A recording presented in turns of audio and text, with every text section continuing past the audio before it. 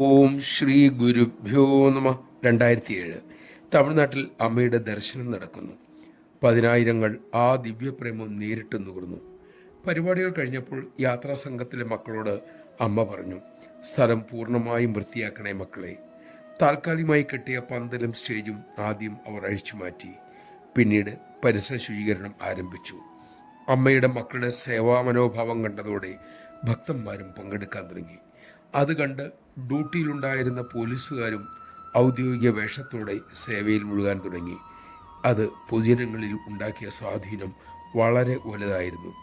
അമ്മയിൽ നിന്നും സ്നേഹത്തിൻ്റെ സേവനത്തിൻ്റെ തരംഗം പകർച്ചവ്യാധി പോലെ, കാട്ടുതീ പോലെ മറ്റുള്ളവരിലേക്കും പകരുന്ന അത്ഭുതമല്ലേ ഇന്ന് ലോകം കണ്ടുകൊണ്ടിരിക്കുന്നത്. അതായത് കണ്ണുള്ളവർ കണ്ടുകൊണ്ടിരിക്കുന്നത്. നാം സ്വയം മാതൃകയാകാതെ ഒരു സന്ദേശവും ആർക്കും പകർന്നൊടുക്കാൻ സാധ്യമല്ല. അമ്മ ഈ സന്ദേശമല്ലേ നമ്മോട് പറയാതെ പറയുന്നത്. നമുക്കത് തിരിച്ചറിയാനും അനുഷ്ഠിക്കാനും ശീലിക്കാനും സാധിക്കട്ടെ. അതിനുള്ള വിവേകം അമ്മ കൃപയാൽ നമ്മിൽ ചൊരിയട്ടെ.